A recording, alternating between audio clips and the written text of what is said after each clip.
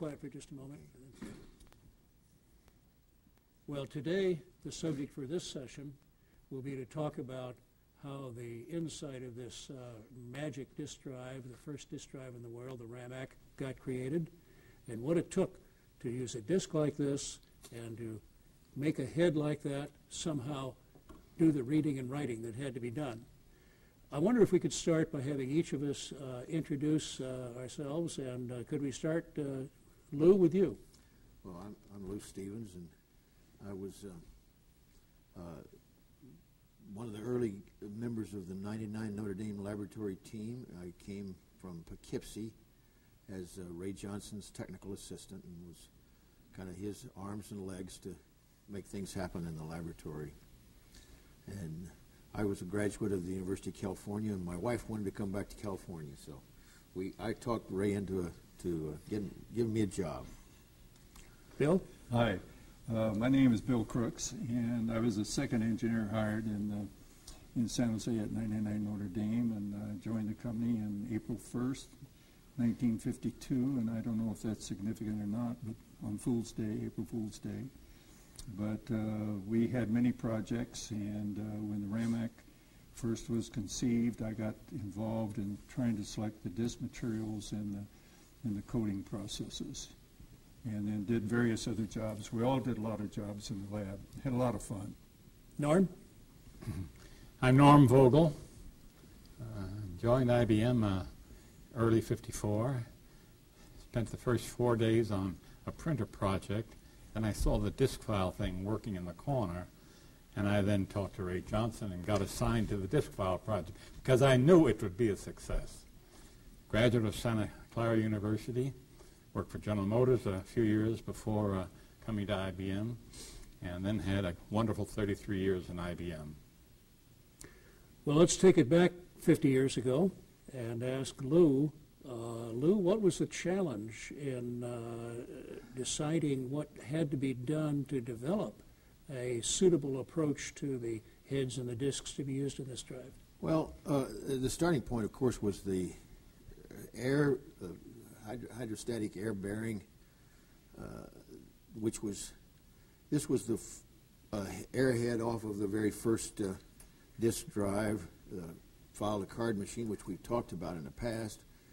But it really wasn't a production model sort of a thing you could visualize using in a long pull, and it needed a lot of things. It had a number one problem was it had to be loaded with a spring, so that it provided resistance to the air escaping out of the holes in the front to provide the bearing. Norm Vogel was asked to take on the task of the airhead and the arm assembly, and to try to put them into some sensible way. And what's in Norm's hand was the end result of his work, a very ingenious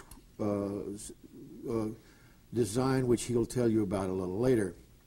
The disk was the other key ingredient that had to be done, and both the substrate and the coating material and the means of coating and means of applying that coating were a topic which Bill Crooks was very much involved in, and he'll also spend some time talking about his experience with the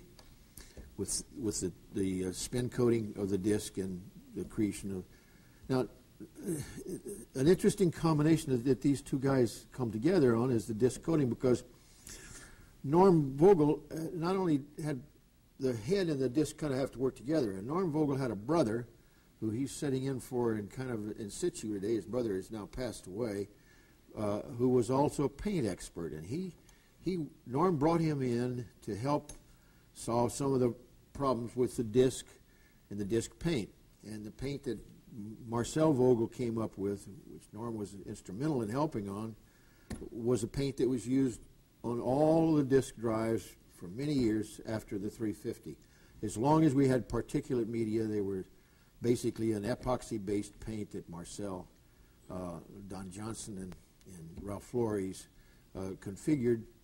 But I'll let Norm talk to that when he gets around to it. So, Well, Our Norm, main discussion is going to be on heads and discs today because those are the two Good. key components. well, Norm, let's get started by addressing the question. When you started out on this project on the heads, what did you think you were going to try to do first? Well, actually, as with many others, I worked on sort of several projects at the same time. First thing, I knew I'd have to end up working on producing an airhead kind of a system, but then we had to look at what the challenge was. And at that time, April of '54, the final speed of the disk was not ascertained. We were trying to run them from 1,200 RPM up to 3,000 to 4,000 RPM. I mean, the faster the better in reducing access availability.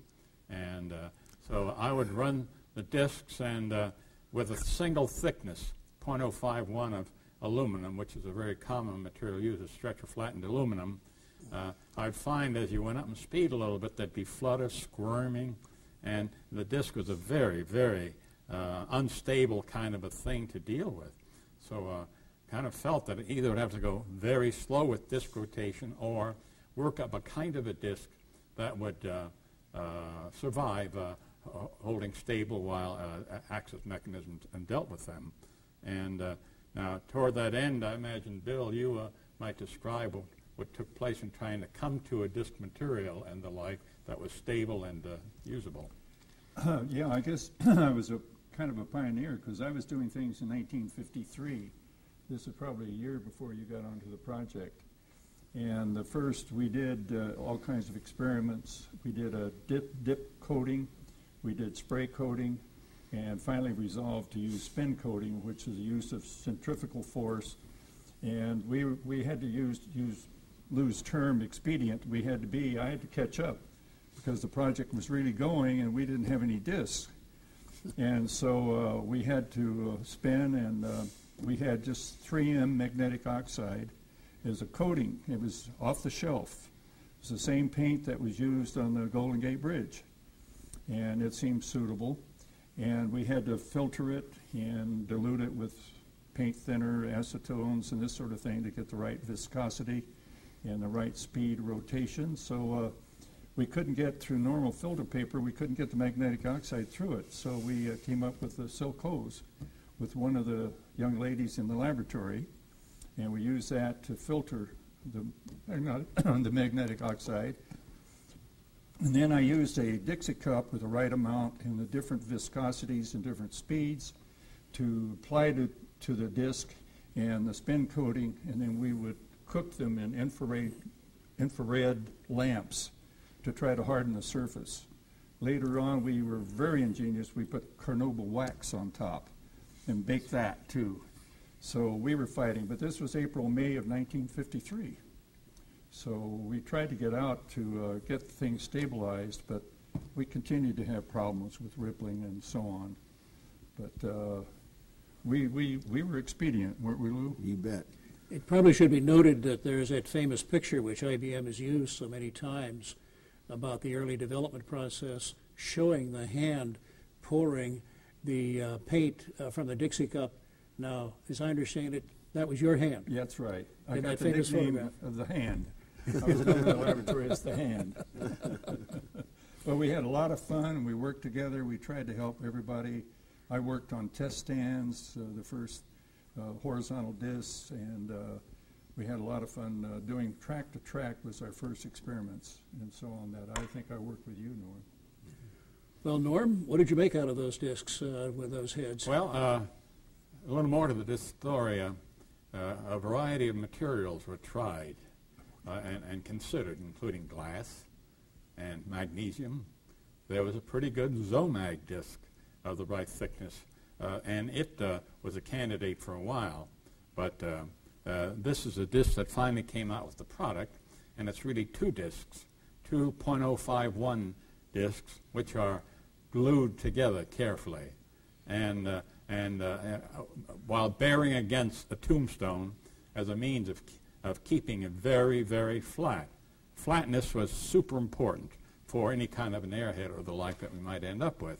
And so out came this disc, and the kind of coating that they produced. I might kind of add the coating was done primarily or subsequently by Jake Hagopian, and there was a time when I joined him in looking into these things, and we went up to San Francisco to my brother's factory and laboratory. He had a firm called Vogel Luminescence Corporation. He built specialty paints, fluorescent, luminescent, radioactive, and he was very well acquainted with the constituents of paint.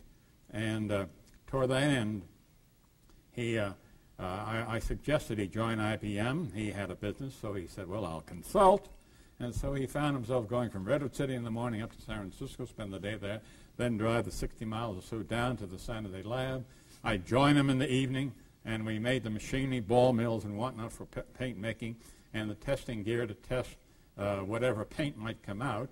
And out of the blue, he came up with the epoxy resin as a potential base that would have great durability and great sticktivity. And those elements were supremely important for the kind of structure we ended up with. He had associates in IBM, Ralph Flores and Don Johnson, and they collaborated on a patent which went through properly, and that, as Lou said, this disc coating survived for at least 30 years until we advanced things. So we had a good disc coating, and these laminated discs were potentially very good. And that's sort of where the disc story went. Well, you had discs. How about those heads? Those heads. Super interesting challenge. Got to realize that the head is an element which would carry a magnetic element within it. And it had to be moved to a track, applied to the track, after the information was gathered, then lifted, retracted beyond the discs, then vertically up or down to the next disc position, detented, and then into the next track position, and the head then applied to the surface at that position. So there were movements that had to take place that were not trivial. They were challenging to do. Now, the head, of course, as Lou said, was a hydrostatic head, meaning that the head would, when air was applied to it for the bearing, the head would elevate, and so it was that kind of a thing. Now, our next thing, we wanted the head to be serviceable, so we ought to be able to manually pull a little thing aside like this, and then lift the head out and unplug it, and take the hose off, and then service it, if need be, with little wires that would go through the orifices. Must say that the head that's here, and that went out with the product, is a magnetic air-bearing head that had 6 orifices in the front face, 6 thousandths of an inch in diameter, roughly 2.5 times the thickness of human hair. And on the backside, to the same manifold that the air fitted to, we put in 3 1/16 inch diameter pistons, call them pistons, and those 3 then, when confronted with the manifold, would push the head to the surface. At the same time, the air was bleeding out of the orifices, and that would all come together and stabilize at some level. And that level had to be approximately 4.5 to 5 10,000ths of an inch, which to us at that time, it's nothing now compared to the current magnetic devices, but at that time that was even difficult to measure. We didn't have dial indicators that spelled out the 10,000ths of an inch. But in any event, we found that this head did work. Now, historically, this appeared as a usable thing in about the spring of 55. At the time, the A machines were put together and presented to the population. In the prior year, Lou was very much into he's a great manager, by the way. Lou was very much into, hello? What? Your microphone keeps getting cut off. I don't know what's going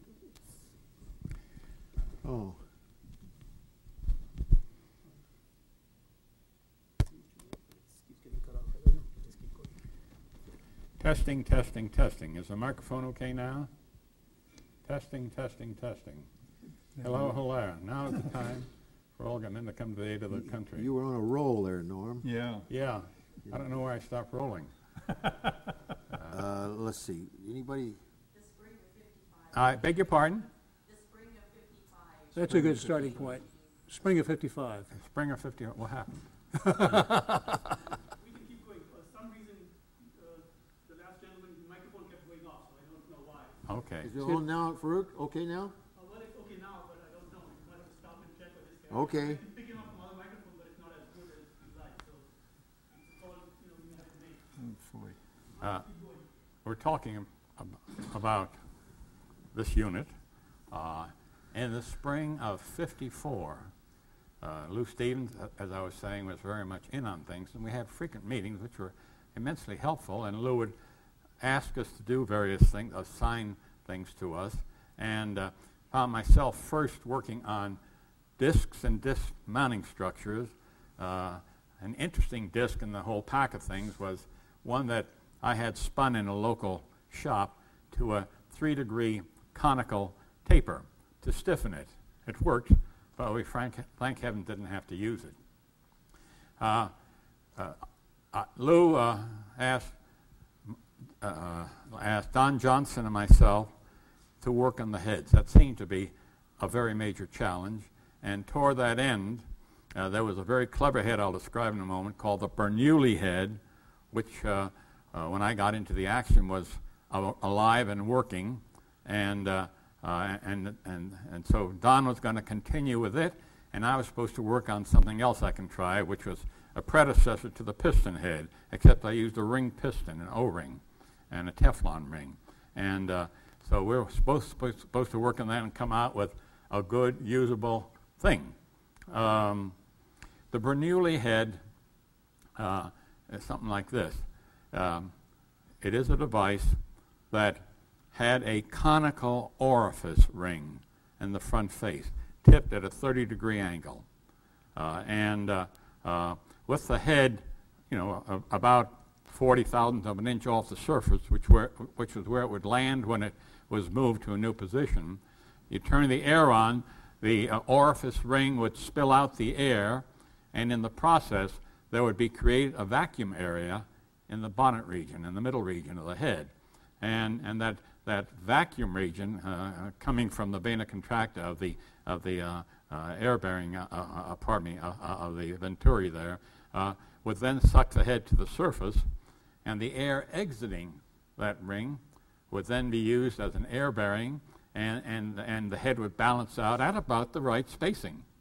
Now that was I think a very clever sort of development. It worked when everything was right, and Lou then challenged both Don Johnson and I to have a competition in which we both build the best head we could, including magnetic elements, and then test them out and see how they work. They both ended up working, but because the Bernoulli head sucked itself to the surface, it did not create a warp on the arm which could strike the upper disc from the arm. And so we agreed that the best thing to attack was the Bernoulli head. Now that's in mid-54, excuse me. Shortly after that, Lou pulled a cute stunt, which was to give me the responsibility to build the head and put Don Johnson and Trig Noyes into the design of the new structure. I spent a pile of time optimizing that Bernoulli head against very nice surfaces and got it to work, I thought, very, very well.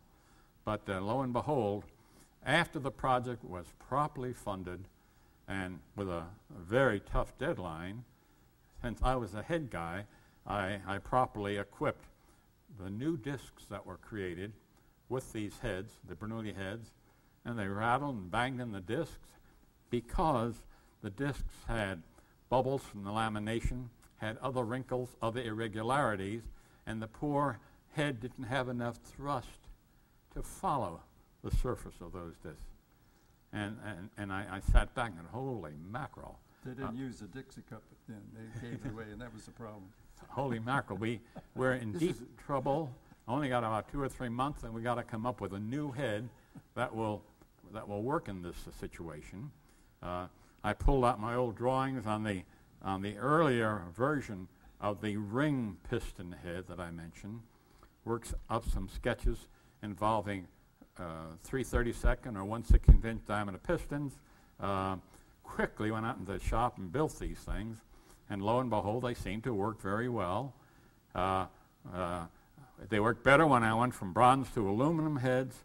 Then came the problem of wear in the heads and the like at aluminum. Chased down a fairly new process at that time called hard anodized. So the aluminum heads were then hard anodized, and they could collide with the surface and not suffer badly. By the way, with this kind of a mechanism, every time a head is applied after it arrives at its track position, the head reaches down and, whether you like it or not, would strike the running surface at an angle, straighten up, level off, and be okay. And so we had an awful lot of collisions of head and disc material.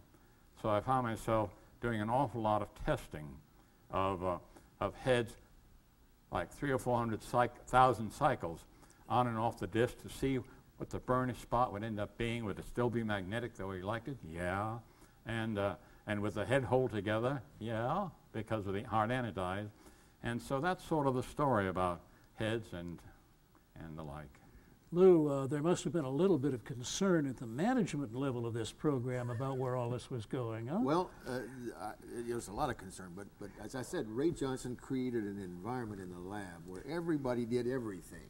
Sounds like chaos. It turns out that it wasn't, but it was really a very creative environment to be a participant in. Everybody who had an idea got a chance to talk to somebody to contribute that idea. Right. And if you had a good idea, somebody would probably sit around and listen to you. Right. And if you couldn't do it yourself, you'd probably find somebody that could do it. Now, Norm happened to be one of these guys that can do everything himself. And he's as I said, he said, but he said it in a kind of a quiet tone, I went out and built them. And he did. I can't remember exactly what magic you used to choose this particular size. Now, was it 650 thousandths or something like that? There was a magic thing that. Well, actually, when you get down to a drawing board and look at this, you want the head sort of to be as large in diameter as you can fit in. Right. And still have space. But you don't want it to be that big. Doesn't have to be that. Well, we, I guess, had to decide that the axis arm would be a manageable size unit. And so we accepted an inch as an okay thickness of an axis arm. And then it had to be as stiff as possible, so we had 4 webs on the axis arm to give it a vertical stiffness. And then within that dimensional situation, we would lay out the diameter of the head, and it came out 5/8 of an inch, which was fine. And everything then fit. We wanted to encapsulate well. We wanted to be able to remove the head and replace it without requiring tools. It can be done with just fingers and be properly positioned within the thousandth of an inch that was intended. And it had to go onto this disc. Yeah. And so it ended up going on like this. And it had to go in 6 inches from its rest position. By the way, to the innermost track. To the innermost track. And it had to be able to then pop out and push to the surface, at which time it was bending this arm up because it wasn't a Bernoulli head. And that was, well, the way things went, that was acceptable for the amount of loading we put on it. And there you are. You know,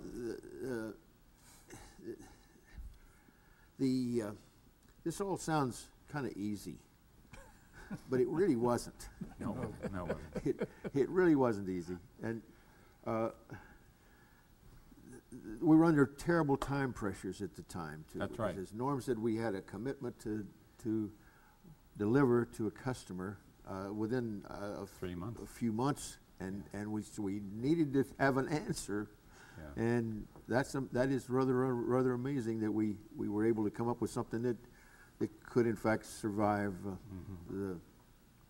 the first rigors of a product test, if you will.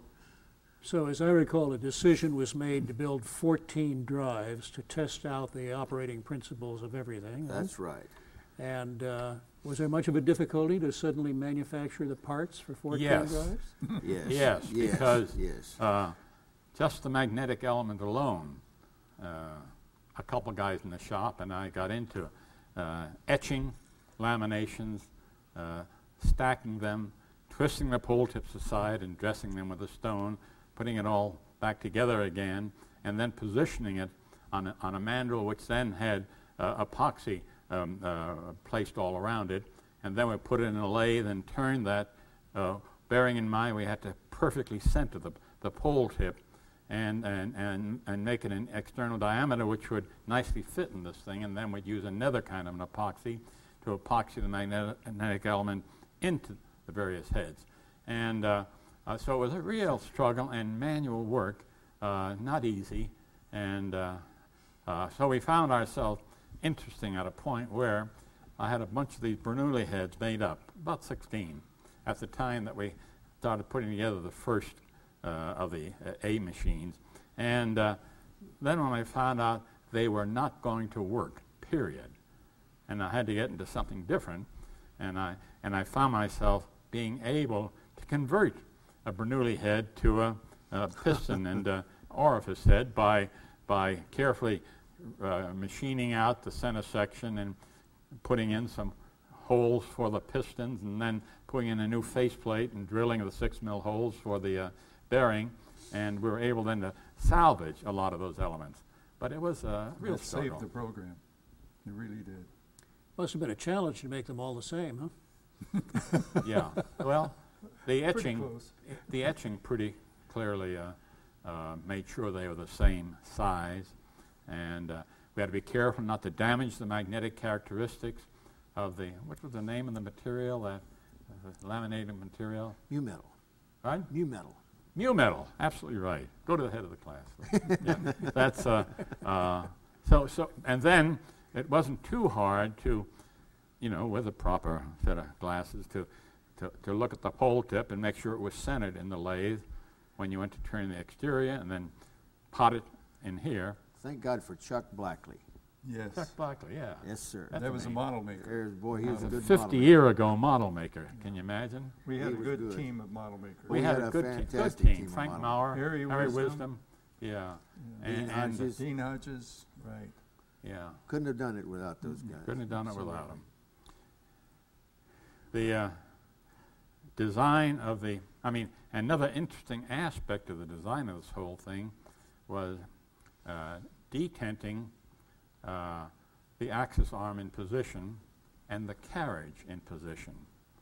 And we had a little struggle deciding what mechanical approach to take, and Lou and I tussled for a moment on that because I favored a pneumatic detenting system, because in General Motors just before that job I did a lot of solenoid valve and such types of machine building, and so I went ahead and carefully measured the latency time of a pneumatic axis mechanism, and it worked out to be okay. Was that for disc to disc or track to track? Both. Both. Both, yes.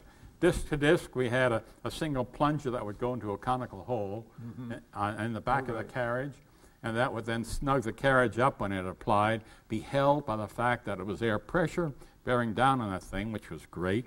And then when the arm went in, there were two odd-even detents because they were very close together, and one or the other would be pulled and would then detent the arm position.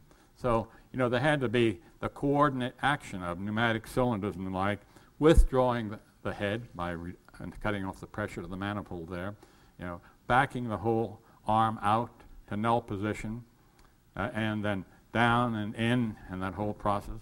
By the way, among patents, I don't have many on this machine, but one is the patent that covers the assurance that if an arm is within the disc pack, it will not go up and down while in the disc pack. It had to be fully retracted.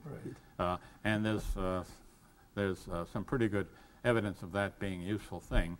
As a matter of fact, the server went wild at one point in this whole exercise and ended up on the floor before I got into the action. So the carriage was very integral with the ARM and the D10 system. We didn't have much machinery on the carriage, but that of course was essential. But you know, Norm is playing down something that the use of compressed air implies the existence of an air compressor. Oh yeah. And Norm spent a good bit of time making that air compressor a practical thing. Yeah. How about reliability? That was a challenge. That was wasn't it? Another challenge.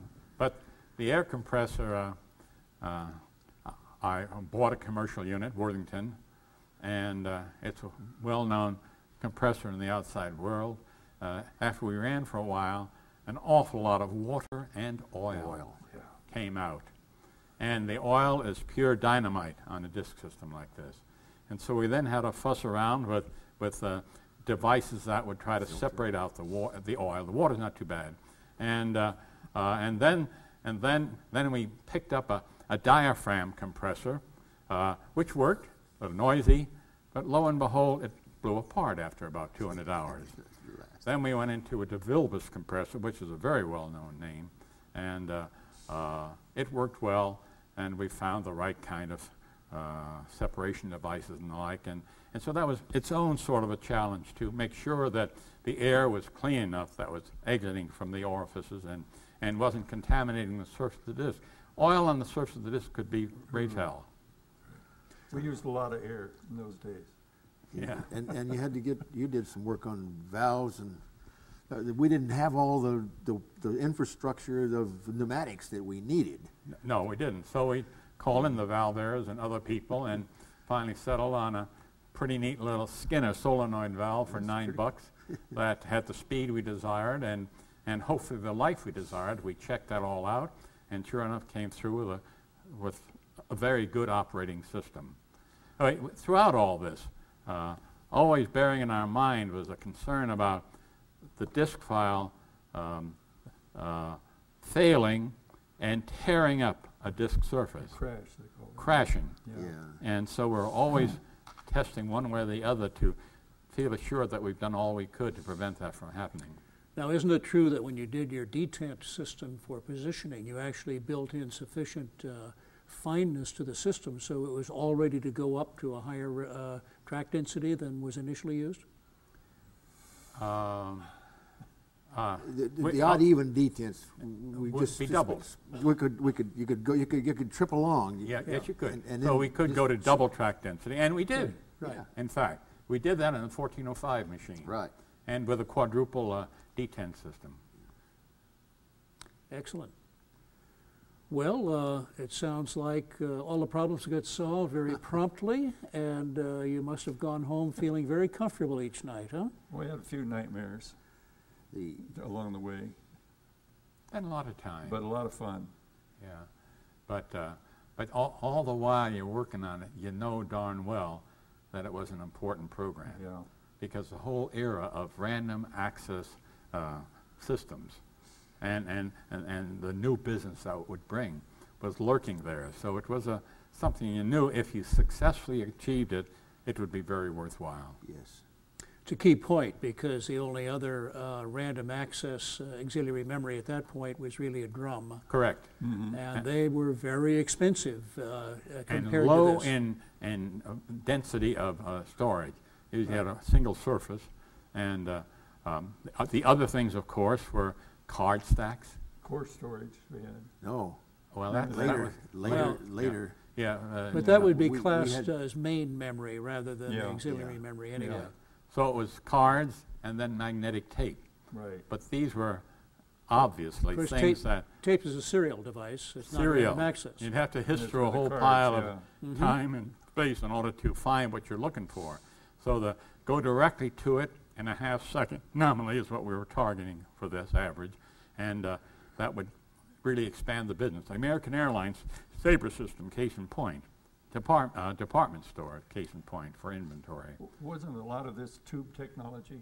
We didn't have all the transistors. Oh, it was all tube technology We at the time. didn't have transistors. It was later in that decade that the transistors Yeah, became available. so we were really skipping along. Yeah. So the project management, Lou, somehow it got done, and were these the most significant problems you had in getting it Well, out? I think they're the things that made the difference. If we didn't have a disk and you didn't have a head, you didn't have an access mechanism to move back and forth, you didn't have a product. And so the Norms, in my opinion, Norms the Airhead was the key ingredient. The disk coating and the disk itself were the second key ingredient. Without those two, we wouldn't have had anything. Right. We could have all kind of gone home and let somebody else do it. He made the program. How about that? Well, the two of you and the other people who contributed made the Sure. program to Oh, get yeah, us these but two components. It he wasn't was just, but Norm's Very key. Very key. was really key to it. It was really key to it. Another thing that came about in a subsequent project, we called the integrated RAMIC, putting everything in one box, in order to compact the whole disk file within the remaining space in the 370 printer box. We had to get rid of that lump on the bottom, which was the motor, and we wanted to lay it sideways so it could fit under the axis arm, and so I designed an inside-out motor so that we would clamp hold on the shaft ends of the motor and have the wires go through the core of the motor through the shaft, and then have the outside shell rotate and have it be that upon which all the discs and disc rings would fit. And Positioned inside the ID of the disk. correct. Right. Yeah, and No that all gears. came together. We had a couple models made in a small project that we had, and it worked fine. Lou came over one day to see one of the motors we had rolling, and he walked in the room, didn't realize that the darn thing was running. Success. So quiet. And I think later on, all the motor drives were, the gears and the seals and the fluid chamber like were knocked off, and it improved the reliability of the system. Everywhere we turned, we wanted to worry about the reliability and serviceability of the system, and that was part of the key to making a useful product. Actually, it's a very interesting example because of the decades later, the disk drive industry did go to all in-hub motors, as they call them, Yeah. for the smaller drives. Mm-hmm. But it's interesting that the first drive, the RAMAC, was pioneer in that area also. Yeah, yeah. You know, I've got to say something about the guy that Norm was working with that did this was a fellow named Bill Woodbury and a fellow named Greg Tobin. And Bill Woodbury was a real maverick sort of a guy. He was. He ended up being a cab driver in San Francisco. That's the last I heard of him. But he also had this idea of using the plug board. He was a real big plug board bigot. Absolutely right. Yeah. And one of the reasons that the plug board is on the RAMAC is because of Bill Woodbury. Yeah. He was a real maverick, and I sort of appreciated that. As a matter of fact, it was kind of entertaining. Along with that motor and the disk drive, which was, by the way, a glob-adder kind of a hydraulic drive that we built for that thing, and it worked splendidly.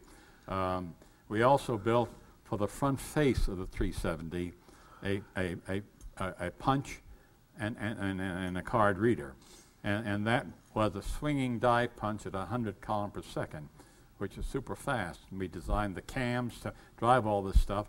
Then you'd see the three of us out in the shop at a milling machine, cutting those cams, and we from the ground up would conceive, design, then build, and then operate. It was very exciting. Great. Any other key problems in getting this project started? Well, there was lots more. We've got lots more key projects, but these were the things that made The most significant ones. that allowed us to get started. Yeah. Well, gentlemen, thank you very much. I think that describes how the first hydrostatic heads got developed to work on this disk. Thank you Thank for you. inviting us. I appreciate Oh, it's a it. pleasure. Pleasure to have you here, I'll tell you that. The reliability of the rotating disk stack. Can you get into that one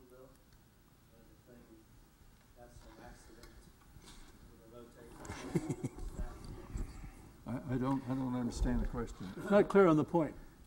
The reliability of the rotating disc. Oh, he's talking about the sandbag room, Bill. Oh, you've already covered that, haven't you? Yeah, we did cover it. We but covered I it in the other should session. have asked you about it anyway. Yeah. He built the sandbag room. No, Yeah, this was, we had a minor problem, and the spacers exploded, and we had to work with the UAL to come up.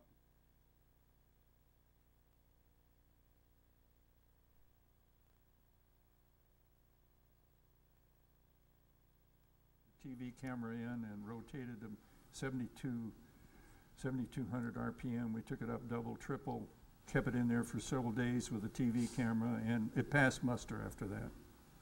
It was a niche. It wasn't big, but it was dangerous at the time. Yeah. I was walking down the hall outside that room. When the At the explosion- time, the rings exploded. Oh, boy. And Boy. I looked in, and there was Wes Dickinson bleeding profusely. Oh, and Glenn and Cedar perhaps and- Jim Davis. Yeah, I'm not Lynn sure. Lem Cedar. Yeah. And Dick Weeks was in there, too. But Dick wasn't hurt, only Lynn. No, and- he got a only Lynn. piece in his Did he? shoulder. Uh, But that's where they had padding in their suit coats at Right. that time, and it went into his padding. So it didn't. So he was lucky. He's lucky. So Wes got a nice nose. yeah, and it Glenn was- Cedar's got his it arm was broken. scary. There's blood all over, and we didn't know what happened. But we I don't overcame like those things. Yeah, scary stuff. Ever onward is the name, But as it goes. you're right. We had to have UL certification sooner or later. After that, Right. certainly, and to get that, you had And to- we got it. There was no problem. Yeah. But thanks again for inviting us. Okay, Yes. great. There's the organizer and organizer here. No, I'm not much of an organizer, but